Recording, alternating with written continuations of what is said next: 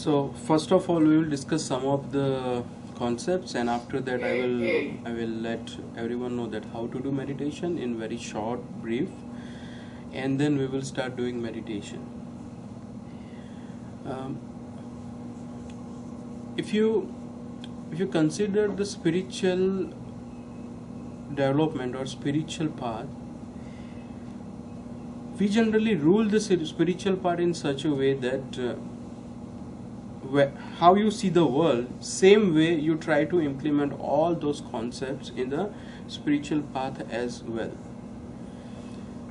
And this creates a contradiction in the mind of the student, this creates a contradiction in the mind of a person, and it might take that person to a different level, which might be a wrong way, might be.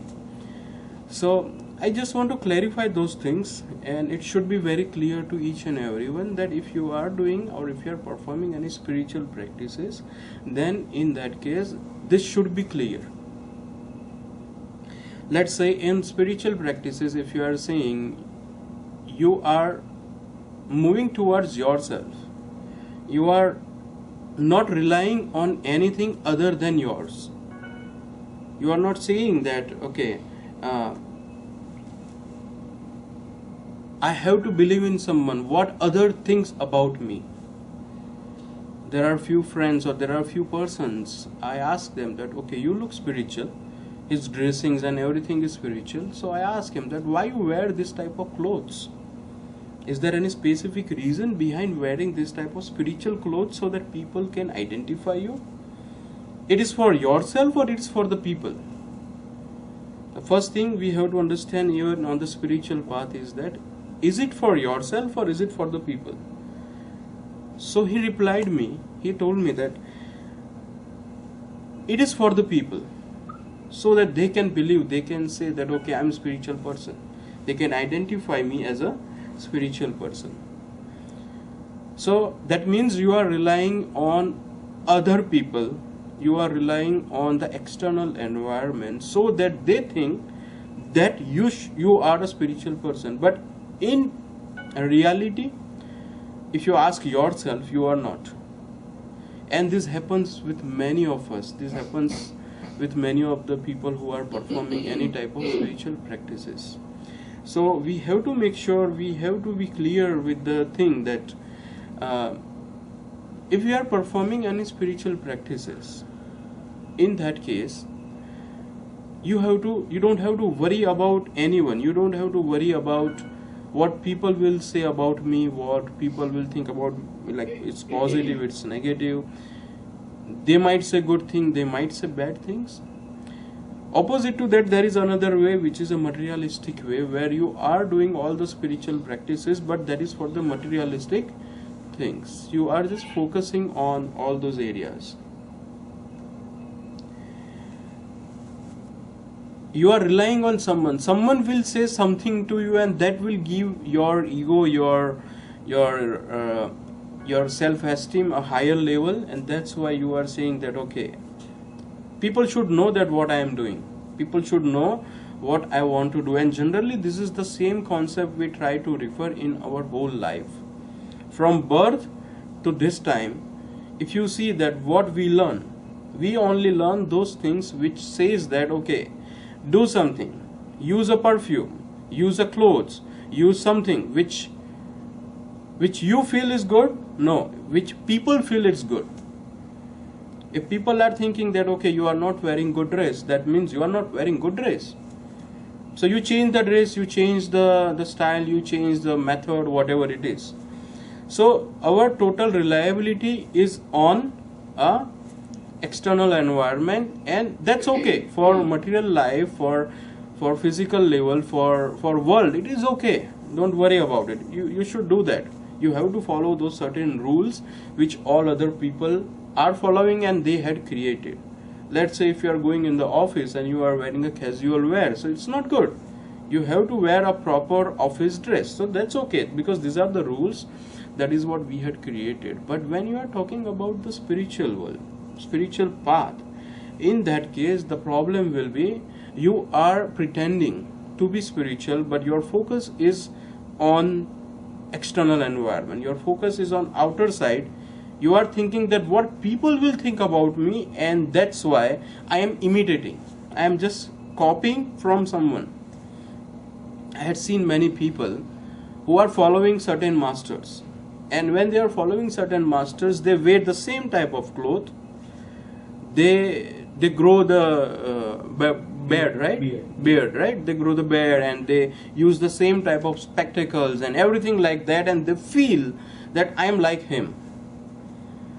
Yes, it is your assumption, it is your thinking, but it doesn't mean anything with your spirituality. Even it will not give you a growth. And the reason will be because you are pretending something. You are not being yourself. You are trying to be like someone. That someone might be God, that's okay. If you are being like, if you want to be like a Lord Shiva, or you want to be like a Lord Krishna, that's okay. But internally you know that I am not that, but I am pretending, and people will pretend the same for me. And so that you will be happy. Because people are saying that, okay, you look so good in wearing saffron clothes. Oh, saffron clothes. Or you are wearing spiritual clothes, you are wearing spiritual things, you are doing spiritual things. And so it will take you on the wrong path. It will take you on the wrong path means you are not going towards yourself, you are going outward, and you are assuming that you are going inwards. And this assumption will break someday. And then from there you have to start your actual practice. So it's better you understand. If you understand, you don't have to go through that experience level. The experience level is the very important in spiritual progress, because you don't have to pretend in experience. If you have to get some experience, you don't have to pretend. I am looking at the Facebook post. Let me talk about the Facebook posts or the social media. People are saying that I am taking the selfie and saying, oh, I am in front of my friends, I am with something, I am standing here, I am sitting in plane. So you are seeing people that, see, I am here, and because I am here, I am in this environment, you think that I am happy. And if you are thinking I am happy, then in that case you will be happy. So you are totally based on the person's assumption that you will be happy. It's okay. That's fine. It's your personal matter. You can do that. You can make people believe that you are happy, whether you are happy or not. It's up to you. But then the vicious circle will start. What happened? Now the other person who is looking at your photo, who is looking at your post, he will start thinking in the same way. If I go in the plane, if I go here, if I go in the restaurant with my friends, same like what environment you had created, and then I will be happy, and then I will be putting the post so that my other friends, this friend and other friends will understand that even I am happy. Forget about the reality, but you are pretending that you are happy, and you are creating an imitation of happiness. You are just creating a duplication of happiness which is not in real, because you are not focusing on your own things. You are just focusing on what others believe about you. If they are happy with your dressing, then you will be happy. In India, I had visited many places, and some people come to me and they told me that why you are wearing shoes on your and this one is Blazer. Not blazer, the kurta pajama, right? This type of, generally people don't wear formal shoes on that, but I was wearing. And so they just keep coming to me and they're asking me that why you are wearing this, it doesn't look good, it doesn't match. But I said, okay, that's fine, I'm comfortable with this. I had seen people who wear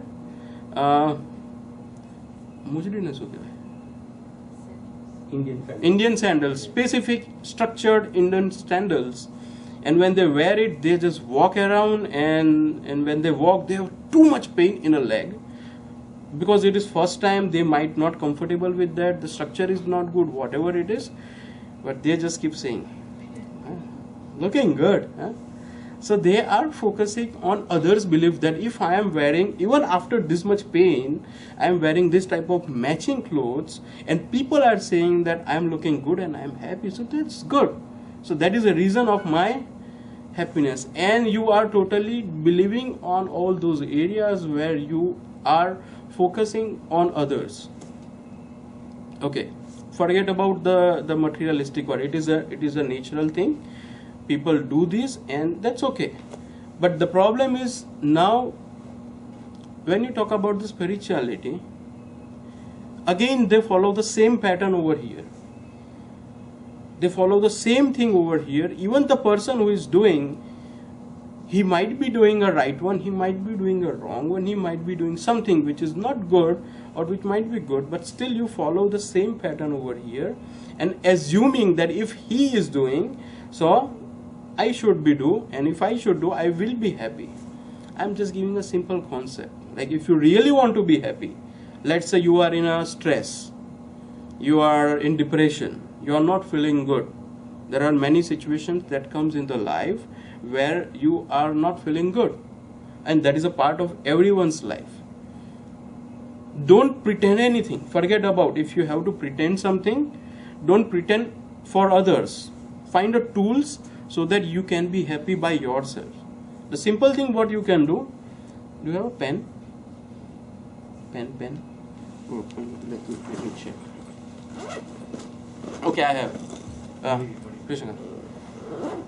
Okay. The simple thing what you can do to make yourself happy rather than just focusing on what others are doing and what they are doing, if you want to be happy, just you have to do this thing.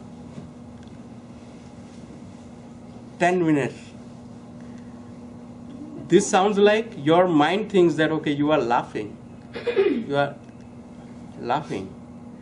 So if you are laughing, after 10 minutes, it creates the hormones like that. It flows in your body and you feel, wow, I'm so happy. So rather than pretending anything, just do one thing, put a pen in the mouth and wait for 10 minutes. Rather than eating chocolate, put a pen in the mouth and you will be happy. I had done that. It is based on my experience. You can do that. There might be a different experience, but mostly this might be.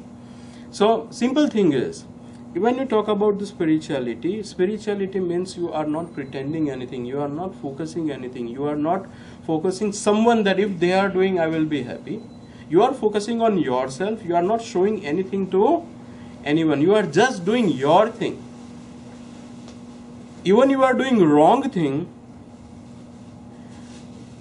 God knows the energy we are focusing on, the energy we are worshipping, the Kundalini or the prana energy or the living energy, whatever name we need to give them. He knows that what is your internal feelings before you start. Let me give you a small example. There is one guy who is facing some economical situations where he need money and he required to get some money from somewhere. He went to the God and asked the God that okay, I need money. I have one donkey with me and I have one cow with me. The problem with the donkey is the donkey have a broken leg, so he cannot walk much. He can walk, but he can walk very little, and then he have to stop, and so he's useless. In simple terms, the donkey is useless. Cow is very good, and I want to sell both. So if I want to sell both, what I have to do? He just goes to God and asks the God that okay, if I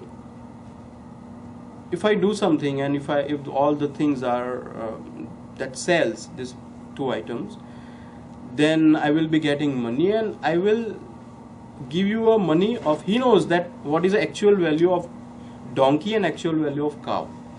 So he says that if everything goes well and I need as exact money or more than whatever I'm trying to get, the same money, I will surrender cow's money to you, because he knows that cow have a higher value. If you sell the donkey, it's very less, but if you sell the cow, you will be getting a big chunk. Then he asked God, and he went and he gave an advertisement, and then people come over, and the donkey and cow both sold out. He had given advertisement in the newspaper.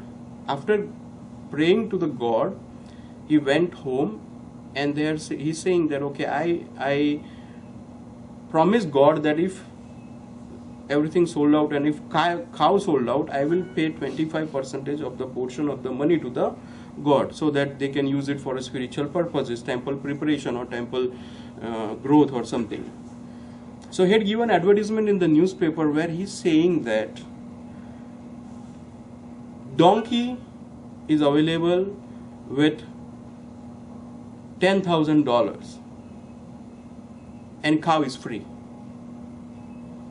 So if you want to buy a donkey, the cow will be free for you. And here given the advertisement, and people just come over, and no one want donkey.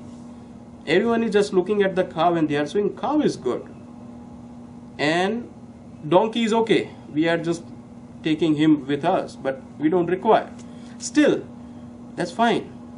So they had given a money for donkey, not for cow. So after selling, he went to the God and say, okay, see, I said that I will spend my 25% to you, but I didn't earn anything from cow. So forget about everything. This is your psychology, this is your understanding, this is human understanding, human IQ. That's perfect. But the problem is God knows. Before you plan, before you decide anything, after you change anything, everything he knows. So he knows that this person is already planning, is already making strategies to save his money. So you don't have to let God know that, okay, I will not pay you anything. He knows that, okay, he is not gonna pay me anything, because as per his strategy, cow is free. So go ahead. Same way, when you are talking about spirituality, you don't have to let anyone knows. Even people knows that you are very good spiritual person, you are very high spiritual person, you are superman, super spiritual person. It doesn't make any difference to yourself. It might be making a difference to others, but until and unless you don't know, or you know the truth, it doesn't make any difference. Though the spiritual psychology or spiritual view will be different from the materialistic view. In materialistic view, we just focus on the areas where people give empowerment over ego and esteem and whatever. But in spiritual world, you cannot. So in spiritual world, you have to be with yourself, and before you know anything, before you do anything, God knows that what you are doing and the benefit, or the, you can say, the karma fall. What's the English of that? Karma cycle. Karma cycle. But what do you mean by karma? Karma. Karma impact. Fruit of karma. Fruit of your actions. You know, before you assume anything, they know that what to give. And then you are saying, okay, I am doing this for these years, and still I am not getting anything. So this path is wrong, and then I have to choose a different path. Then I will do a different thing and different thing and different thing. At the end of the life, he will be at the base level, because he didn't understand the basic concept. So the thing is, yes, you have to follow certain rules for your world, your physical world, but when you are talking about the spirituality, you have to understand what you know, what you feel, and this is the path of experience. If I explain you everything about the structure, if I explain you everything about the spiritual rules and regulation, it doesn't make any difference to you. Even it doesn't make any difference to you, it doesn't make any difference to me. It is a wastage of time for you and me both. Rather than that, I prefer you should go and do meditation. You should go and start walking on that path. Any condition, with any condition. I'm saying any condition means Sometimes people say that, okay, I am not feeling good, I'm so depressed today. So what you had done? Oh, I left today's meditation. I don't want to do meditation today because I am not feeling well. You might not feel well for another 2 days, so you will just skip the meditation for 2 to 3 days.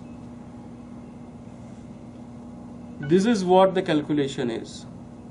If you have to do, if you are saying that you have to make yourself clear with the nature, with the energy, in that case, yes,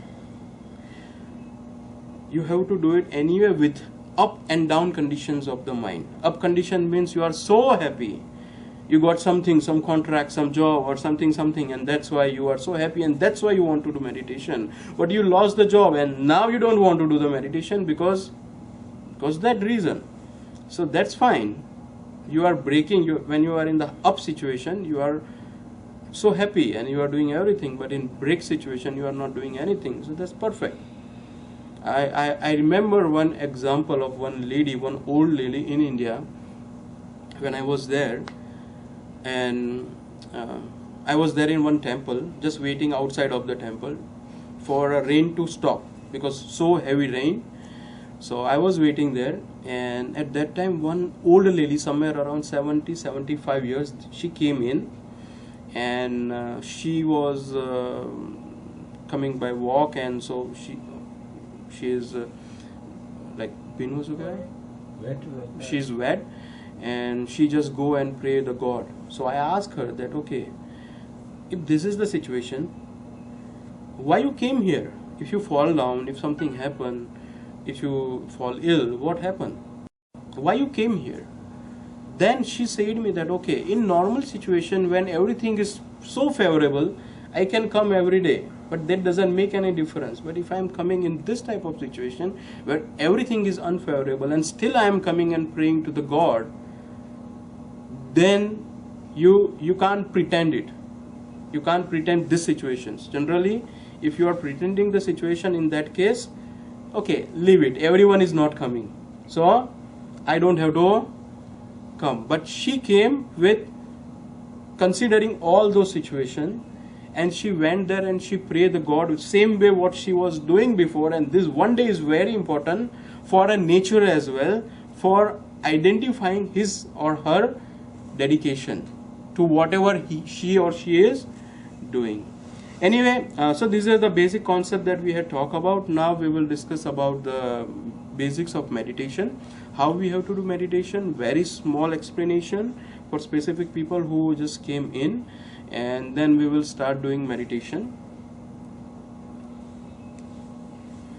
Okay, now first thing you have to understand that for the whole life we learn something to do something.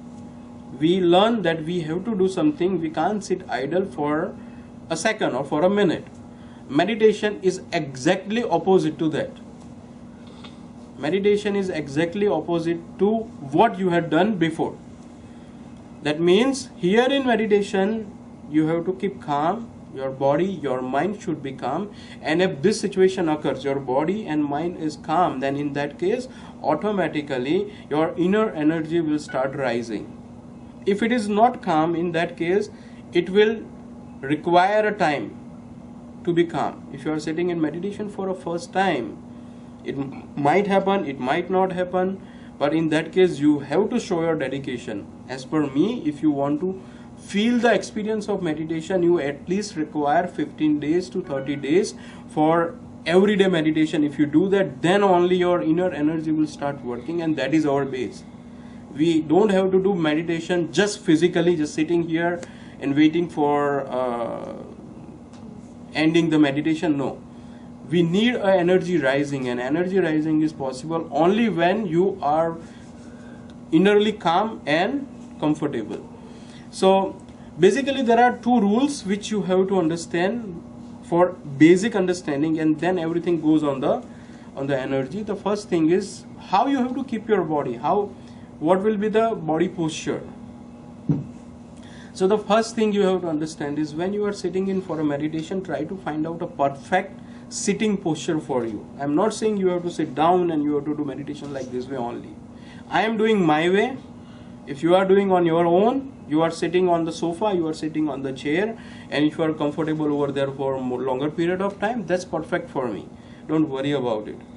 But once you sit in that posture, then you don't have to move your body. Once you are there, then you don't move. If you are moving your body, you are activating your mind to the different thoughts. So it will give you one reverse back, like one reverse point. In that case, the first rule is find a perfect posture for you.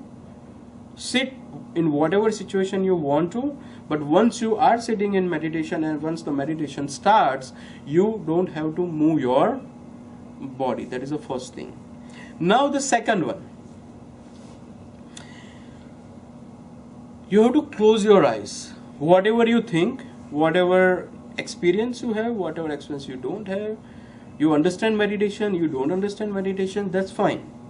You have to close your eyes because mind have a maximum power from the eyes. If you close the eyes, automatically the whole your body system got relaxed because you have closed your eyes.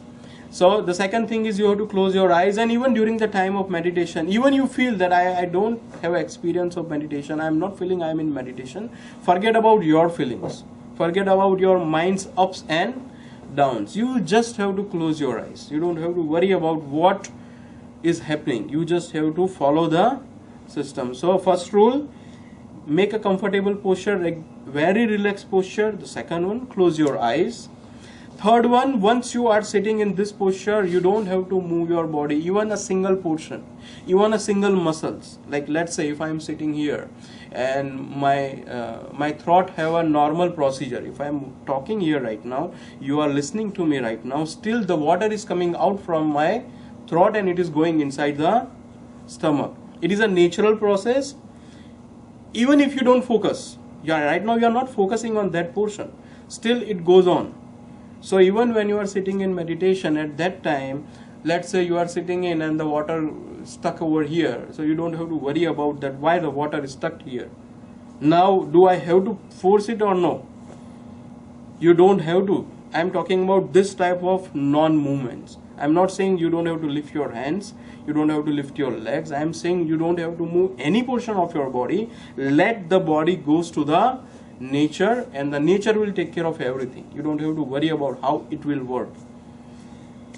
So the second or third thing is, when you are sitting in meditation, at that time you don't have to move your body anyway, because if you move it, you will not be able to do relaxation. If you are not able to do relaxation, you are missing a first step of meditation. So the thing is, simple rule is, you have to just close your eyes, make a comfortable posture, and don't move your body. Reverse to that, contradictory to that, if you are sitting in meditation and automatically the energy start rising and energy start moving and you feel some vibrations, you feel different kriyas which is not done by you, which you are not doing. Let's say you are sitting here and your head moves like this automatically, you are not doing it, your hand moves like this. If it happens, let it be. If it don't happen, don't worry about it. That's fine. You don't have to wait for this. But if it happens, then I don't want to make you scared that why this is happening, and at that time you start thinking it's better I should inform you that if it happens, that's fine. If not, okay. So these are the basic structure of the physical body. Now we are going towards mind. Mind means basically the creation of mind is focused on creating thoughts. You have to use your mind. When the mind is there, that means the thoughts will be there. And the first wrong myth about meditation is that when you are sitting in meditation, mind will not be there, thoughts will not be there. It might be a next and advanced level, but it is not your requirement. It should not be your expectation. What you have to do, first thing, forget about mind. Whatever you had read, whatever you had understand till now, forget about everything about the mind. The mind should be in this position, it should be in this position. No. leave it aside, it's not important for us, because you are focusing in wrong direction. You don't have to worry about, even you are sitting, if you are talking, if you are doing, mind chatting of mind is going on and going on. So even in normal life or in meditation it might happen, so don't worry about it.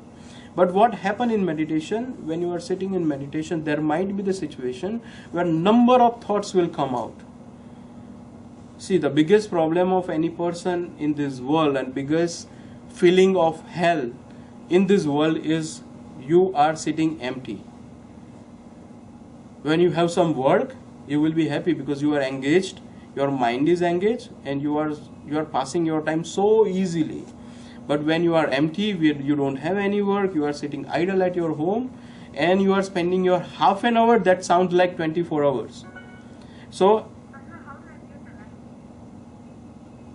okay, so in that case, what you have to do, here thoughts will come, let it come. Don't worry about the thought. As I said, you don't worry about the mind activities.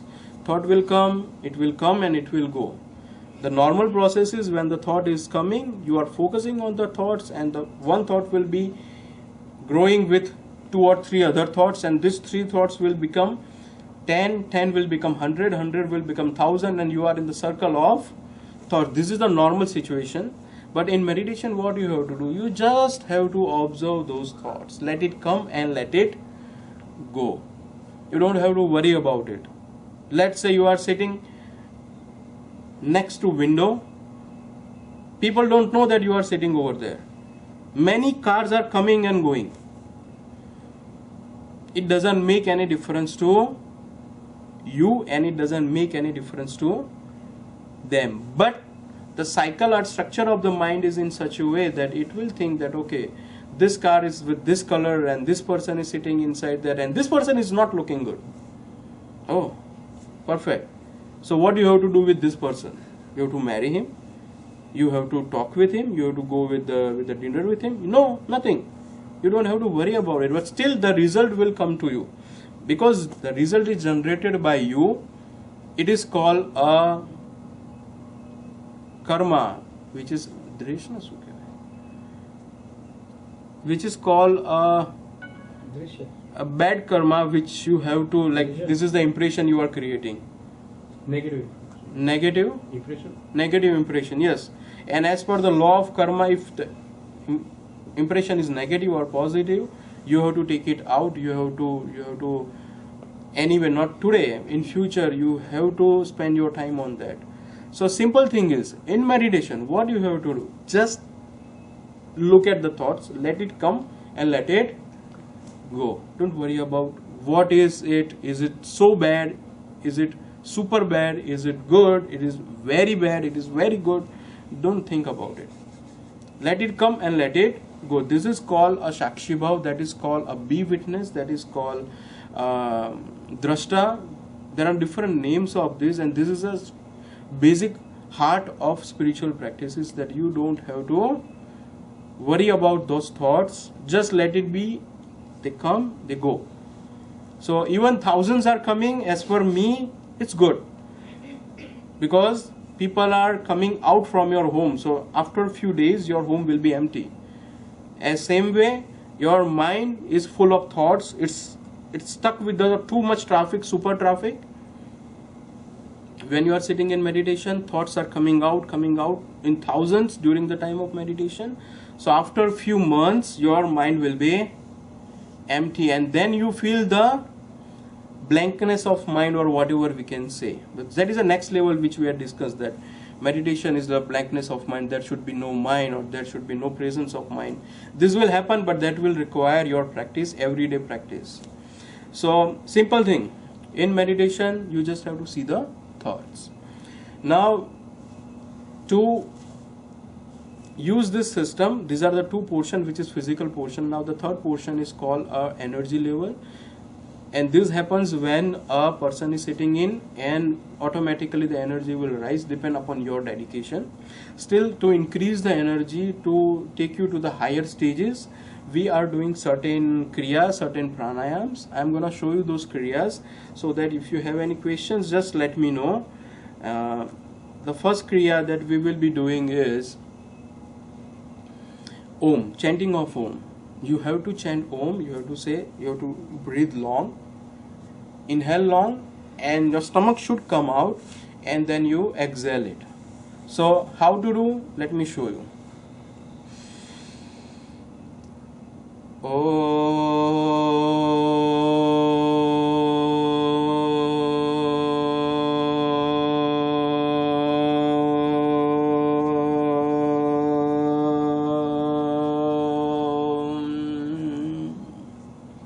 So this is a 1 chanting of Om. I will be giving counting. I will be saying 1, you have to inhale.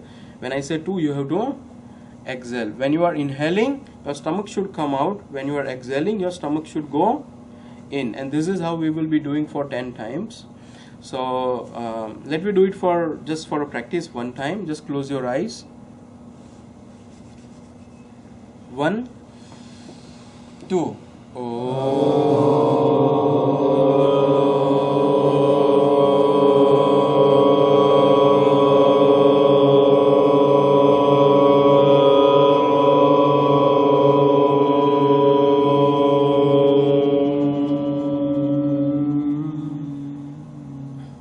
So this is how you have to do meditation. You have to chant Om. We will be doing it for 10 times. The meditation or the depth of meditation will be increased by chanting of Om, because Om is creating a positive vibration. Again, this is not related with any of the religions. I am saying Om because I am from Hindu religion, but the sound is important. The name is not important for me. Here the sound is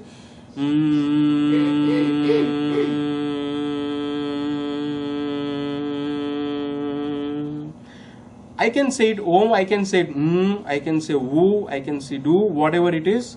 But when you speak it, it doesn't make any difference for me, because ultimately it is connected with the vibration. So if the vibration is coming out from that sound, that's okay. I remember one day when I was sitting outside. I was standing outside of the elevator, and because of the some movements in the elevator, it making a sound of Om. And when it was making a sound of Om, I feel that positive vibrations even are coming out from even that sound. So elevator is not speaking Om, it's not speaking anything, but because my understanding, my psychology, it tells me that okay, this is the Om. Anyway, so this is how we have to do a chanting of Om for 10 times.